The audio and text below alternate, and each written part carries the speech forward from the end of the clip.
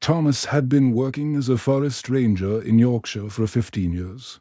He was a kind black man in his 40s who had come from London to find peace in the woods after his wife Emma died in a terrible car accident. The forest used to make him feel better, but now he felt very lonely all the time.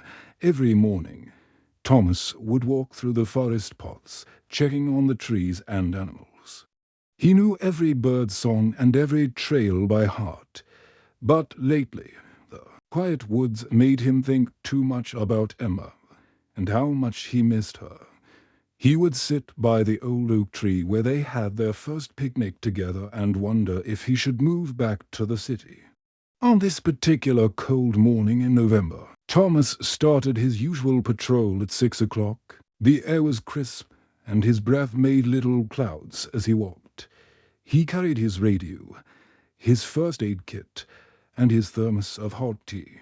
The leaves crunched under his boots as he made his way deeper into the forest.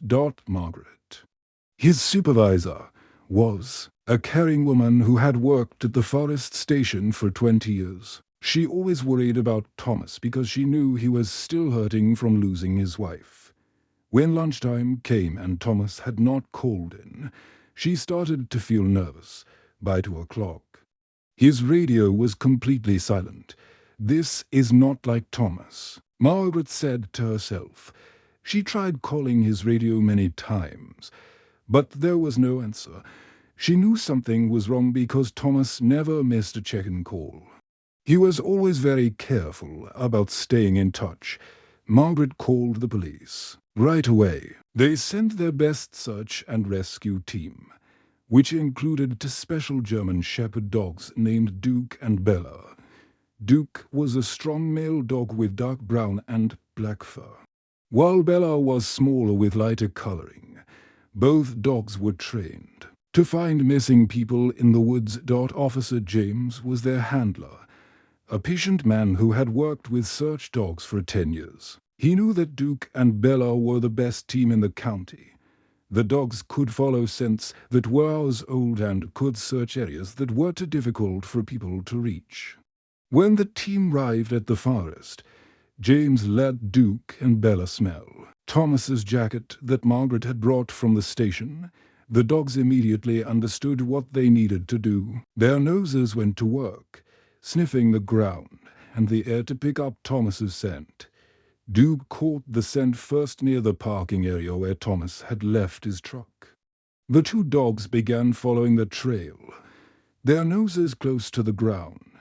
They led James and the other searchers along the main path, then turned off toward the old oak grove where Thomas liked to spend time. The trail led them deeper into the woods.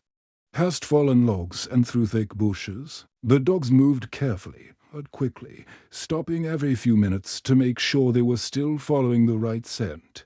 James trusted them completely and followed wherever they led. After searching for 2 hours, Duke and Bella suddenly became very excited. They began moving faster, their tails wagging as they got closer to something important. Then they stopped at a place where a large tree branch had fallen across the path.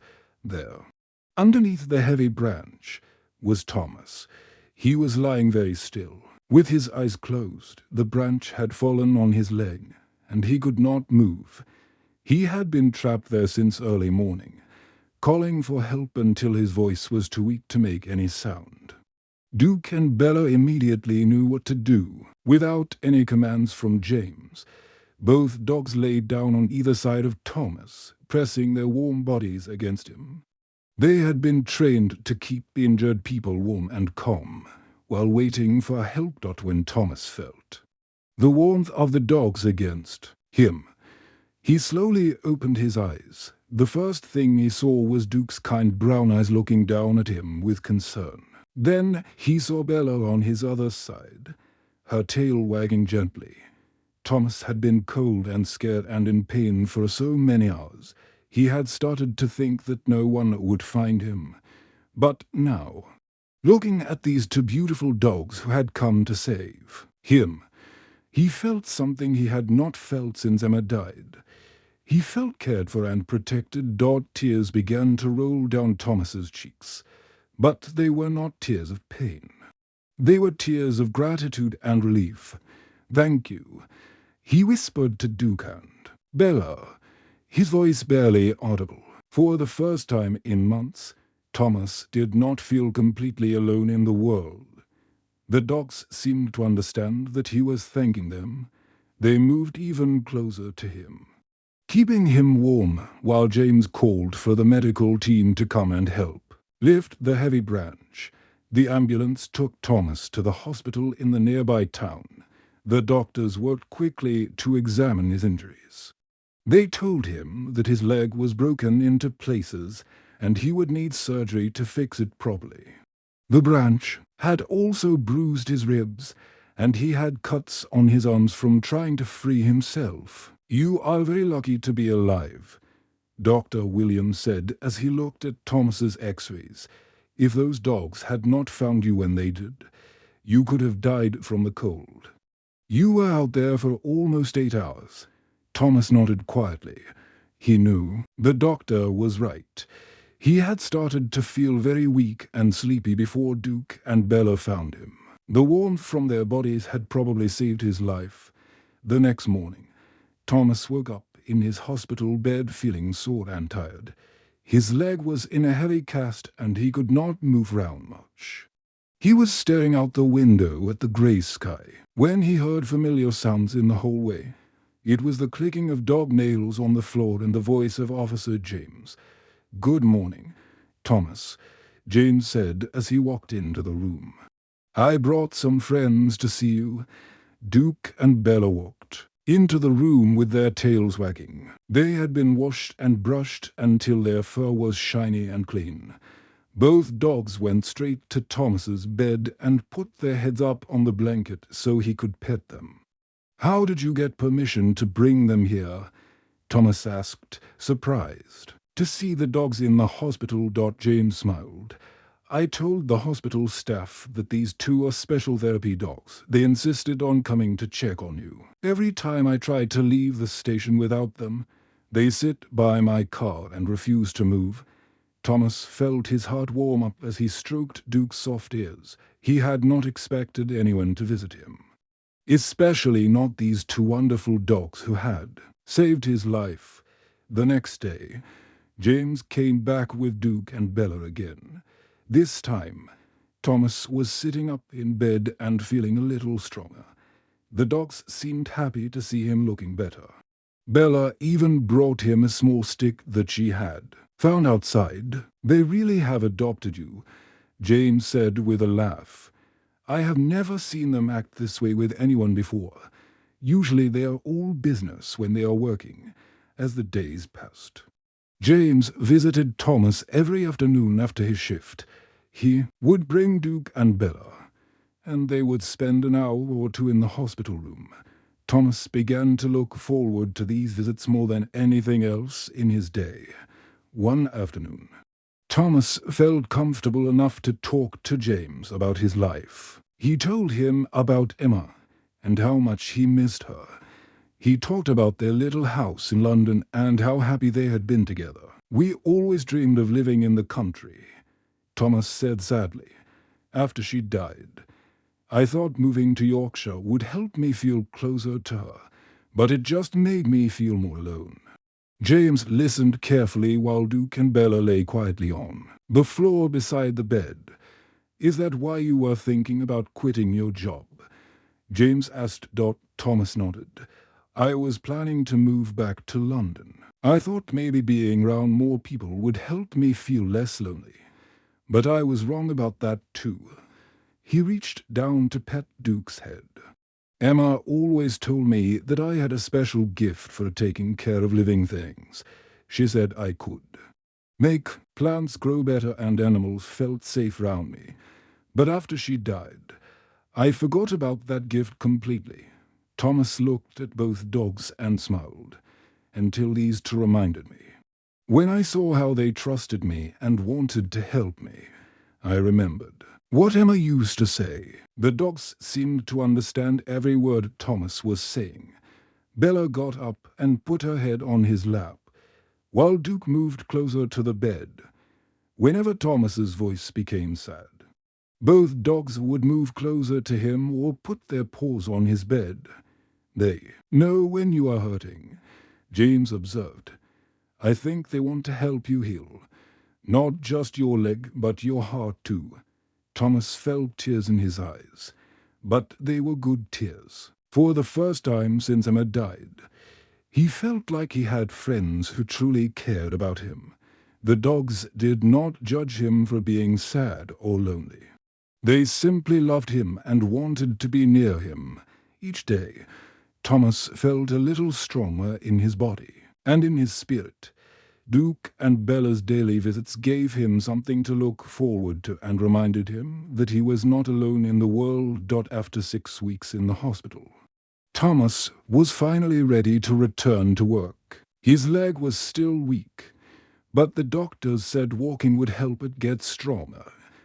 He felt nervous about going back to the forest alone, but he also missed his job and the peace of the woods. On his first day back, Thomas walked slowly into the forest station where Margaret was waiting for him with a big smile. She had decorated his desk with flowers and a welcome back sign, but Thomas noticed something else that made him very happy. Duke and Bella were sitting by his desk, their tails wagging as soon as they saw him. "What are they doing here?" Thomas asked, bending down to pet both dogs. Margaret grinned.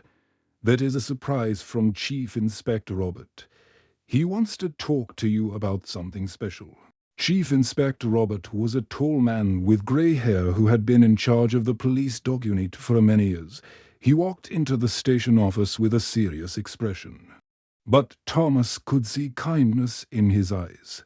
"Thomas, I have been thinking about what happened to you," Robert said. "Those dogs have been acting very strange since your accident. They refuse to work with any other officers. Every day, they sit by the door and whine until someone brings them to visit you." Thomas looked down at Duke and Bella, who were sitting perfectly still and listening to every word.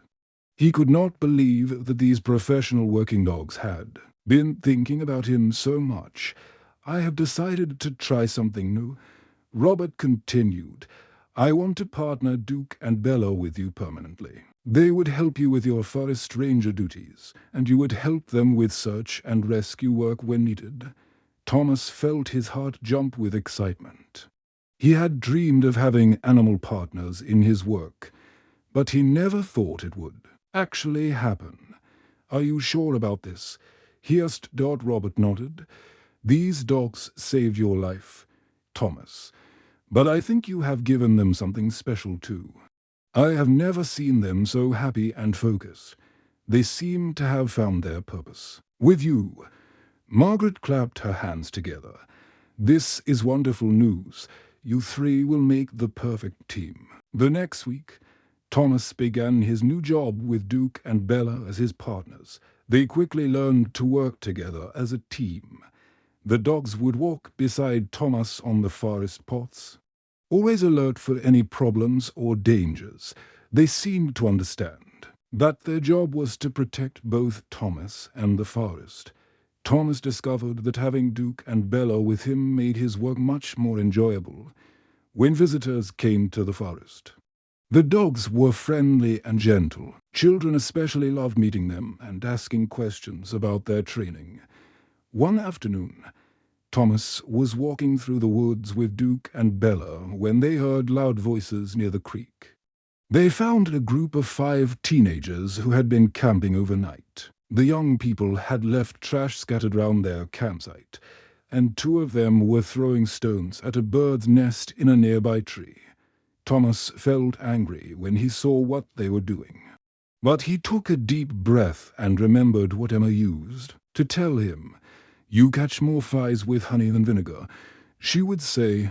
He decided to be patient and kind instead of stern and angry. "Good afternoon," Thomas said calmly as he approached the group. Duke and Bella walked beside him, their tails wagging in a friendly way. The teenagers looked nervous when they saw Thomas's ranger uniform.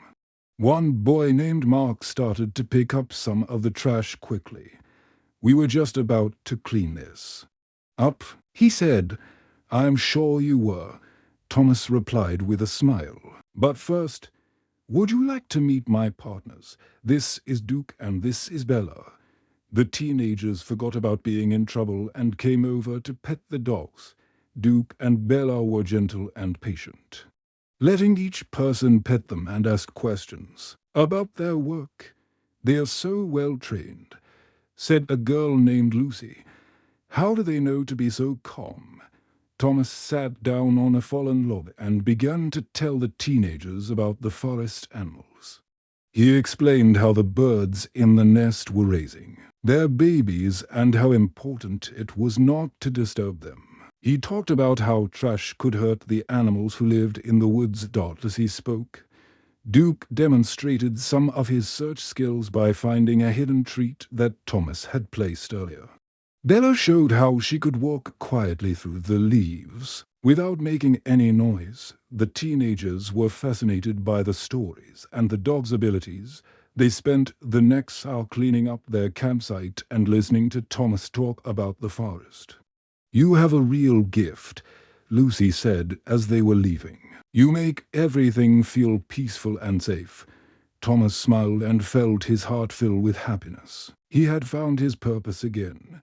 The weather report had warned about strong winds, but nobody expected the storm that hit Yorkshire that October evening. Thomas was at home with Duke and Bella when the wind began howling outside his cottage. The rain pounded against the windows so hard that it sounded like rocks hitting the glass. Thomas looked outside and saw tree branches bending dangerously low. The storm was getting worse by the minute. His phone rang, and Margaret's worried voice came through the speaker. "Thomas, we have a big problem," she said. "There are at least 15 campers in the forest tonight, and several groups have not checked in. The storm has knocked down trees across all the main roads, so the regular rescue teams cannot get through." Thomas felt his heart racing. He knew that people could be trapped or injured in the woods. He looked at Duke and Bella, who were already putting on their work vests as if they understood what was happening. "We are on our way," Thomas told Margaret.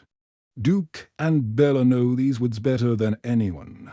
Thomas put on his raincoat and boots, packed his emergency supplies, and headed out into the storm with his two partners. The wind was so strong that it was hard to walk straight. Tree branches were falling everywhere, and the rain made it difficult to see more than a few feet ahead. Duke and Bella stayed close to Thomas, using their excellent senses to navigate through the dangerous conditions. They had been trained to work in all kinds of weather, but this storm was worse than anything they had experienced before. The first people they found were an elderly couple named William and Mary. Their tent had been crushed by a fallen tree branch, and they were huddled together under a tarp, shivering from the cold. William had hurt his arm trying to move the branch, and Mary was very scared. "Help us, please," Mary called out when she saw Thomas's flashlight. Duke and Bella immediately went to work. They stayed calm and gentle, even though the storm was raging. Round them, Bella laid down next to Mary to keep her warm, while Duke helped Thomas move the broken tent pieces so they could free the couple. "Your dogs are angels," Mary said as she hugged Bella tightly. "I was so frightened, but they make me feel safe." Thomas helped William and Mary walk to the forest station, where Margaret was waiting with warm blankets and hot tea. But there was no time to rest. More people were still missing in the woods. The next group they found was more challenging. A young father named David and his 8-year-old daughter Sophie had gotten separated from their hiking group when the storm started. They had been walking in circles for hours, trying to find their way back to the main trail. Sophie was crying and very scared.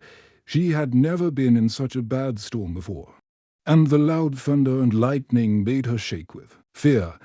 David was trying to be brave for his daughter, but Thomas could see that he was worried too. "Daddy, I want to go home," Sophie sobbed. When Sophie saw Duke and Bella walking toward them through the rain, her crying stopped. The dogs approached her slowly and gently, their tails wagging despite the terrible weather. "Can I pet them?" Sophie asked, her voice still shaking. Thomas nodded and smiled. "They would love that. Duke and Bella are very friendly dogs." Both dogs sat patiently while Sophie hugged them. They seemed to understand that she needed comfort and stayed very still so she could feel safe. Within minutes, Sophie was smiling and asking questions about the dogs. "Are they going to help us get home?" she asked. "Yes, they are," Thomas said. "Duke and Bella know the way out of the forest, even in this storm." The dogs led David and Sophie safely back to the forest station, where they were reunited with their hiking group. Sophie did not want to say goodbye to Duke and Bella, but she promised to visit them again when the weather was better. All through the night, Thomas and his team continued searching. They found a group of college students whose car had gotten stuck in mud. They rescued hikers who had taken shelter under a bridge. They helped a family with young children who had lost their way in the dark. By morning, the storm had passed and the sun was beginning to shine through the clouds. Thomas, Duke, and Bella had worked for 12 hours straight and had helped rescue 12 people. Everyone was safe and accounted for. A reporter from the local newspaper came to the forest station to interview Thomas about the rescue. She wanted to write a story about his heroic work with the dogs. "Thank you, but I prefer not to be in the newspaper," Thomas said quietly. "Duke and Bella and I were just doing our job. We are happy that everyone is safe." The reporter respected his wishes, but word spread throughout the community about the brave forest ranger and his two loyal dogs. 6 months had passed since the terrible storm, and Thomas's life had changed in ways he never expected. Every morning, he woke up in his small cottage to the sound of Duke and Bella's gentle breathing. They slept on soft beds beside his own bed, and their presence made the house feel warm and alive. Thomas had painted the cottage walls a cheerful yellow color and hung pictures of the forest animals and the dogs had helped over the months. Emma's photograph still sat on the mantel above the fireplace, but now it was surrounded by happy memories instead of sadness. The people in the nearby town had grown to love Thomas and his two faithful companions. Wherever they went, children would run up to pet Duke and Bella. The dogs were always patient and gentle, letting small hands touch their soft fur and ask endless questions about their work. Mrs. Henderson, who owned the local bakery, always saved special treats for Duke and Bella. "These dogs are heroes," she would tell Thomas with a smile, "and so are you." Thomas had started something new that made him very happy.